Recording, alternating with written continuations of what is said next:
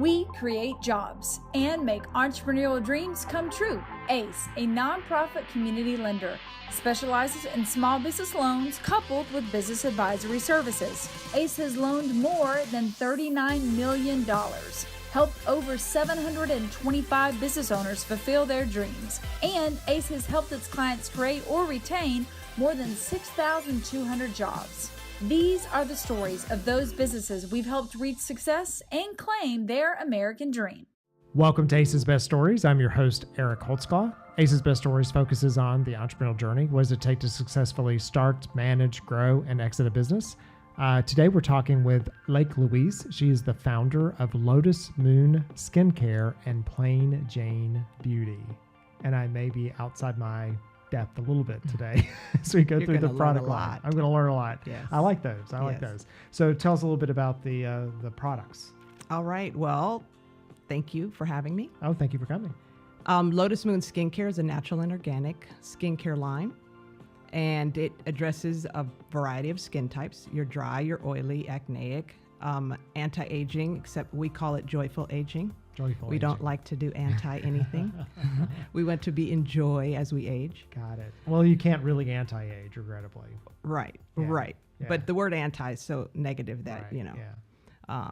But the mental part of it, of being in joy, because a lot of things in society wants us to be, stay 20 looking, 20, So our whole philosophy around our Lotus Moon Skincare line is about aging gracefully and using the healthiest and safest ingredients and products possible. Okay, all right. So that is the Lotus Moon Skincare line. Plain Jane Beauty is basically its sister, and it's natural and organic cosmetics and makeup. Okay.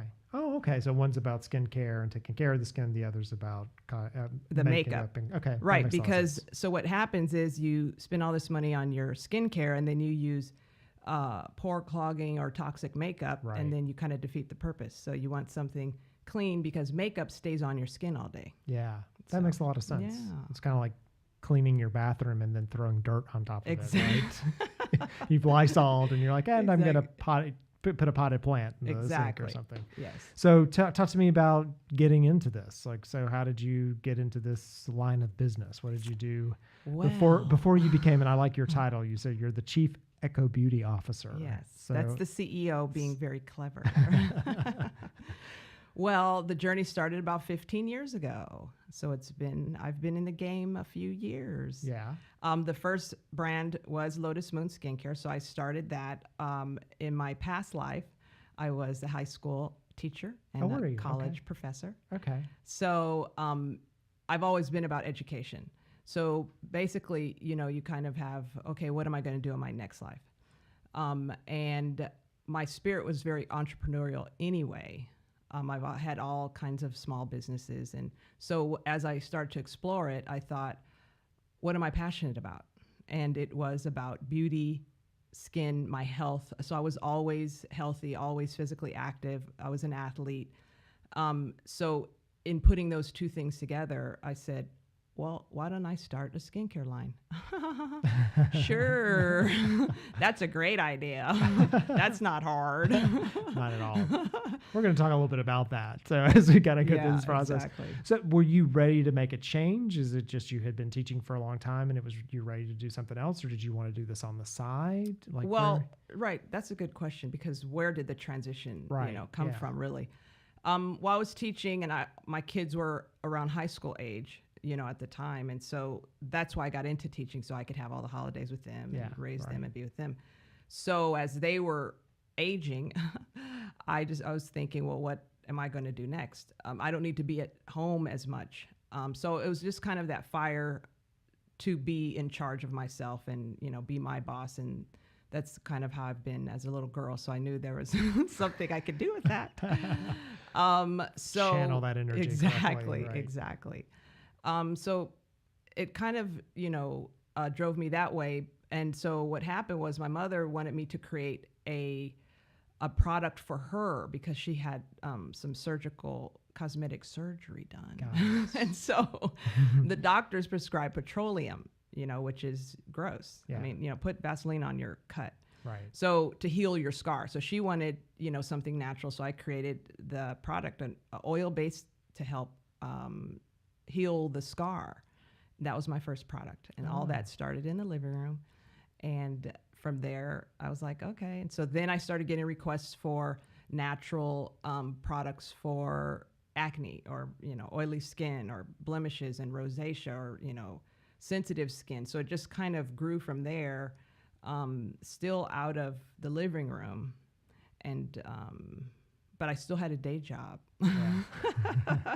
Well, that's a smart way to do it. But why did your mom come to you? Were you just naturally curious and she knew you'd be the person who'd try to figure out how to fix this or solve the problem? We were always into essential oils anyway. Okay. So we always we use them, for for stress, so we scented the house with essential oils. So the more we studied, we applied them, in a bottle of oil, so we were always experimenting just for our personal use. Got it. Okay. And so, she came to me for everything. Yeah. Anything health, she comes to me. Got it. All right. And so, there's a big difference between creating something for an individual, and I've had people on before who said, who that actually was a problem, right? That was a mistake they made. They went down one path and said, oh, I thought it would be good for me. So I created the product and then tried to sell it to others. How did you know you had something that would become like a commercially viable that other people were interested in? Well, you never know that. Okay.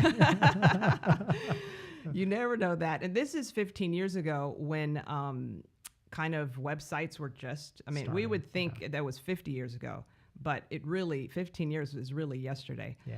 So, but what I did while I was teaching high school, I actually taught my students how to design web pages because I wanted to learn how to do it. And so I taught them how to do it. Yeah. And right at that time, there was a lot of, kind of drag and drop, they didn't have to learn HTML. Yes. But then I also took a class to learn HTML. So I was coding my initial website myself. So that's how, and so this way I have my day job, and then by night I'm making a mini website to see if this will be viable. Got it. So, it wasn't a and this was before social media too, wasn't it? Exactly. Wow. So I got to work out all the kinks, the shipping, the customer service, all that stuff kind of behind the scenes to create this foundation and the groundwork for this. So, now cut to 15 years later, and, it's lovely. I feel like a super pro in the business. Yeah. Anyone who survives any of these kind of businesses for that period of time learns so much about it, right? And especially when you had to make it when it was so hard, when it was harder. I was talking with a company the other day that I'm consulting with, and they needed to spend money on an inventory management system. And I think it's like $15,000 a year. And they thought that was expensive. I'm like, no, I built these back in the day, and that's really cheap. You should write that check now because they're going to keep everything going and all that kind of stuff. So in building the product itself, it's not just about coming up with the idea. You also have to figure out how to get it manufactured. And how did you go about that? How did you figure that out? So it's basically, you kind of have a blueprint. So you have an idea, but you really don't know, as most people didn't know. So I actually looked at other products that were on the shelves to see what they were made of and kind of looked at what I liked. And then, did some searching, but it's not where there's a website that says, okay, you want to make your own product? Because this is 15 years ago. Right. So, I went to trade shows, and it's really the kind of thing then that you build relationships. So right now, people want to open a business and go from 0 to 10 in a year, in 6 months. It's not that way. They maybe can feel that way, but there's so many things. They're missing the whole, journey in between. There's this whole gap of things you don't know that you don't know. Right. And so I really appreciate, this kind of, in the scheme of things, 15 years seems like a long time, because businesses, especially skincare, are popping up overnight. I was like, when did they start? Oh, what? And I'm thinking to myself, ooh, they got a lot to learn. But it's that slow, and steady pace. And because I still had my day job, which I advise people to do, you want to still keep that day job until you built up enough, then you can transition, out of it. So I transitioned out of it into a warehouse when I was big enough to sustain that and pay myself. Got it. So you knew at the time that needed to become your full-time gig when you were making enough off of it to support it? Was that when you decided? Oh, yeah. No, I knew it was clear to me this was what I was going to do. Yeah. And then it was just a matter of when I was going to transition. So, as doors start to open for you and the support is there and the response, the feedback from customers and people, that this is it, especially if you've been looking for what am I going to do? What's next? So when you send that out to the universe and the question and okay, I'm ready, I'm open, let me know, okay, and then you pay attention. Yeah. And sometimes it's about the paying attention. Yes, a lot of people don't do that. Yeah, They're distracted. Like you put it out there and then you think this distraction comes along. Well, you think it's because I'm very much, and it's like the who moved your cheese, I'm looking for I'm like ready to go to the point, right? And so something gets in my way and that distraction may be the thing that you need to pay more attention to. Yes. So as you were going through and, creating product and needing to get it manufactured, how did you get people to take you seriously? What people? Like, the manufacturers. So someone was going to create the product and kind of help you get it commercialized. Well, even still, that's a slow process also. As far as, you have to get accounts. So, to even buy your product at a larger scale. Right. So the manufacturers that I work with, who I still work with today, they were starting out because natural and organic industry was kind of just, becoming a thing. Yeah. Then now it's a big thing, but there weren't labs that strictly were about being natural and organic. There were some who did hybrid, like they'll do all the toxic, and we'll do some, this. But for me, I couldn't trust that. I needed their philosophy of their practice and their manufacturing style to be in line with mine. So again, it was a slow, process getting to know them. Okay, I want this. This is what I believe in. This is the direction I want to go. So it was, one product at a time, basically, and then. Yeah, that's really interesting about you talking about the natural and organic being kind of a new thing, because it feels like that should be the thing that's been around forever, right? And it's just that we didn't know about it. Right. And then now, you've got companies and brands that focus so strongly on that as their kind of stake in the ground. Right. But it always, when I talk with someone about that as a concept, it's amazing to me that that's not what was first, and some of the other stuff. Right. Well, I think what happened is we moved away from it. Yeah. So, back in the before you and I were born,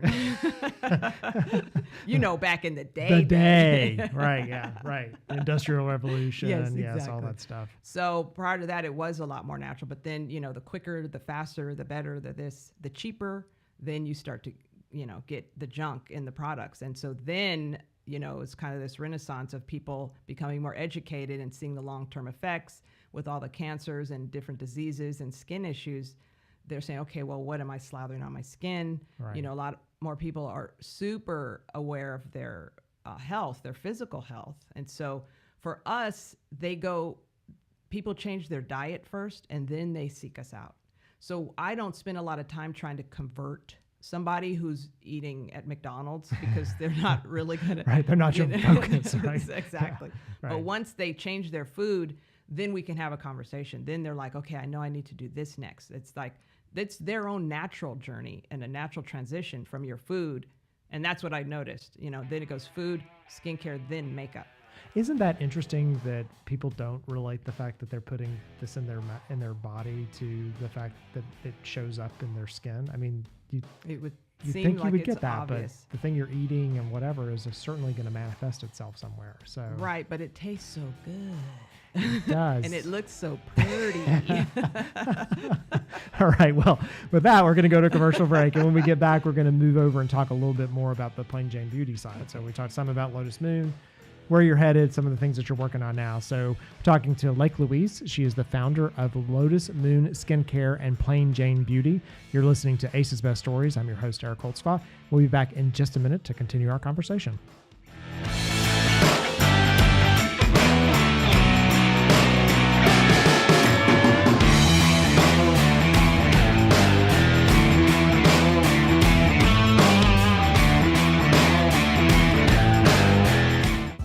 If it wasn't for Ace, my business may have closed in 1 year. If it wasn't for Ace, my business wouldn't be expanded as much as it's expanding right now. They were there for me at the time of my need. If it wasn't for Ace, we would not be here today. Yeah. If it wasn't for Ace, I would very much still be cooking at an hourly rate, and I would have never impacted hundreds of lives and an entire community. I still remember going to different kind of banks, big banks, and with papers, and these people send me back because I don't have, I had experience in the restaurant business, but I don't have, everything else this bank needed. And I believe in me. I did the research in Adult Day. I had experienced it personally because my grandfather had Alzheimer's. So I wanted to do the business myself, get into it because I knew I could make a difference. Initially, when we started, there was only one person, which would be me. And then the company have grown from 1% to 8, and we provide quality assurance, quality control testing for FDA-regulated companies. I think Grace not only completely understands what it's like to start off in an office connected to your laundry room or wherever she was, but she also understands the growth process, and I think that she does an excellent job of making sure that everybody who works with ACE has an understanding of the kind of struggles and celebrations that you can have. ACE has helped us with putting our business idea into the market, working with us with the business, actually working, actually showing us, guiding me personally, how to solve some of my marketing issue problems or with the business planning. You don't meet many lenders that are invested in your success. And, from their classes or presentations, seminars, they really do have a vested interest in your success. The best advice I can do to small business owners is follow your dreams. Always follow your dreams, follow your heart. Have a plan.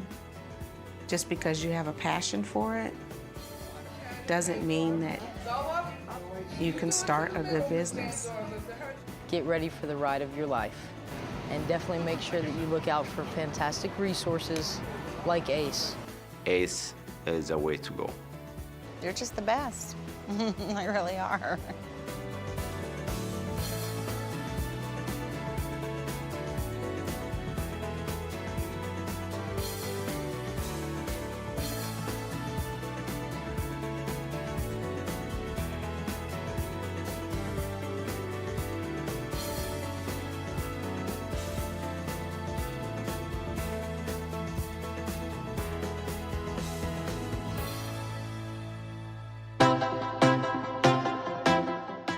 And we're back. You're listening to Ace's Best Stories. I'm your host, Eric Holtzclaw. I'm talking today with Louise. She is the founder of Lotus Moon Skincare and Plain Jane Beauty. And I'm a little bit outside my depth, but I'm hanging in there. You are. You're good. Asking really great questions. Good.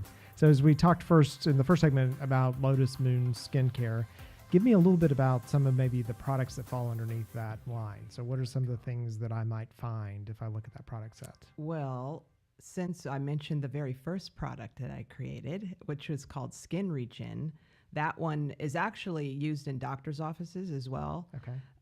For post-surgical or any kind of scar, any kind of cut or anything, you use that and it helps to heal it quicker and to help heal it in general because it helps turn over the cells that are, coming in to create the scar in the first place. So it uses essential oils in a base of jojoba oil and sea buckthorn and helichrysum, which I know you're familiar with, aren't you? I'm familiar with some of those. I don't know that I think I know now that you've said them. I think I've seen them before, but never said them out loud. Right, exactly. It's one of those things where you read something like, oh, now I have to say that out loud. So started off with skincare, and then you moved over and did you do cosmetics was next? Was that sort of a natural progression for you, or did somebody ask you to do cosmetics? Well, no. Customers were starting to ask, well, do you have makeup? Because as I mentioned earlier, you're using you're paying, you know, a lot of money on this clean organic skincare, but then after and during the day you're putting on this makeup that is clogging and really damaging and accelerating aging. Yeah. That's a no. We don't want to help aging. We don't want to help. Yeah, we're not the wrinkles. anti. We just don't want to support it. Yes, we don't want to push it and push it along. We're not going to vote for it. No. Exactly. So that, you know, was, and there, it actually, you know, as far as foundation, there's lots of, you know, eyeshadows, blushes, bronzers, things like that that are really relatively simple to manufacture and are pretty clean because they're in powder form. Yeah. But the liquids and the foundations, the things that you leave on, not your face, but, you know, women's faces. Not that we know of. All day it just sits there because that's what it's designed to do. Right. You know, it's designed to sit on your face.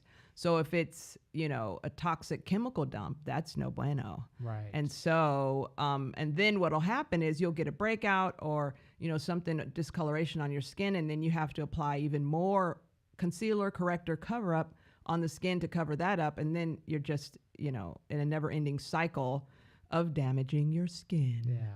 And so you seems like you would have had a built-in customer base. If you already had people using the one side, then those were people you had. Yes. You could promote that part side of the business too. So then when we did launch, we actually, our first product was Lash Brilliance, which is a lash conditioner. Okay. So as we age gracefully and joyfully,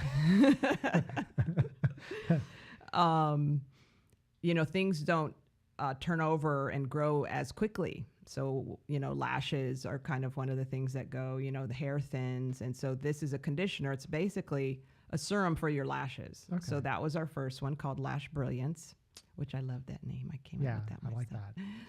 TM. So then from there, it took me a while to create the foundations because that's really a time consuming, you know, task. So I actually went to makeup school and I, you know, got certified in makeup artistry. And I did that simply to understand color. Yeah. You know, the concept, you know, the reds, the blues and greens and what all that means, undertones and different things. So it's not just what you see on the surface, it's what's underneath. You can have yellow, pink, or red, or cool tones. So all that was really important. And then also it helped me to see and to learn what makeup artists needed, you know, to apply to the skin and what women, you know, want and all that stuff. So that was, you know, where I went from with the makeup, and I created 17 different shades. Oh, wow. So with the makeup, especially in the natural and organic, there are very few shades. So the shade range is very limited. And there wasn't really a shade for myself in that area. It would either be too orange or even, you know, not or too drying or, you know, whatever. So my whole thing about Plain Jane Beauty is about inclusivity and making sure everyone is covered. I love it. So 17. So you said 17 shades. Yes, wow. yes. I didn't realize that there was a limitation on the shades too for that. So yes, yeah. And so the other thing that was important to me was when it comes to makeup and just beauty in general, you know, as women, we're always picking on ourselves. We're very self-critical. And so I wanted to find a way to start having the conversation about, you know, self-esteem and being confident and being, you know, comfortable with who you are, how you look, no matter what. When you wake up in the morning, still beautiful. When you go to sleep, still beautiful. Right. So it's not about, you know, I'm only beautiful when I wear makeup and otherwise I'm not. So each foundation has an affirmation. So the shades aren't caramel or beige or, you know, creamy mocha or, you know, whatever foods. Right.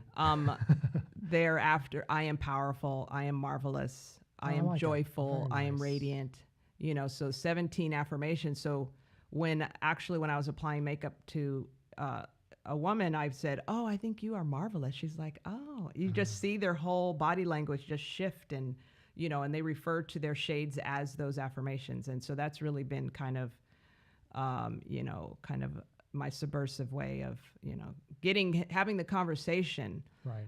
Without, you know, kind of love yourself, right, you know. Right. Well, it's overt, but it's also, you know, there's a lot of psychology in that. Yes. And those kind of things. Language is powerful. Yes. It's very powerful. And so we've got the box in front of us. So this is a new thing for you. Yes. Oh my goodness. I'm so excited about the beauty box. So it's called EcoBeauty Bytes, and Bytes is BYTES because it's online, and bytes are bits, and all that computer lingo. So again, all that stuff you had to learn 15 years ago. Exactly. That's been paid off, right? Exactly. Yeah.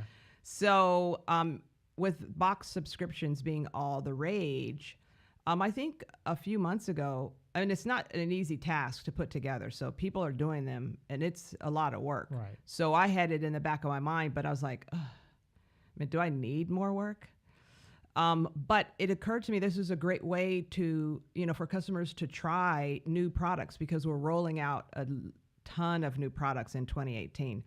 And this is a way to be able to try them. So we're launching in January. The first boxes will ship, and so people will begin to pre-order them up until December 15th. Okay. So I think we'll do, we'll go into our marketing advertising mode November 1st-ish. Yeah. But it's called EcoBeauty Bytes, and it'll have its own website. But on each Lotus Moon and Plain Jane Beauty, it'll have the link to say, subscription box. And each box will have an eyeshadow, so you'll know that every box will have an eyeshadow.